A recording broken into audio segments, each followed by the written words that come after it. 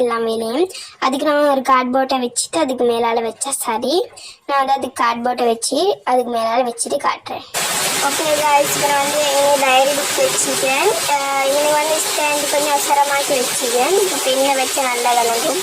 Okay, இது வந்து இந்த இதுக்கு அவன் மேலால் விசிறி போட்டாலும் நல்லா இருக்கும். ஆனால் நான் போடலை, நார்மலாக வச்சுக்கிறேன். இந்த டைரி புக் பிடிச்சின்னா மறக்காம எங்கள் சேனல்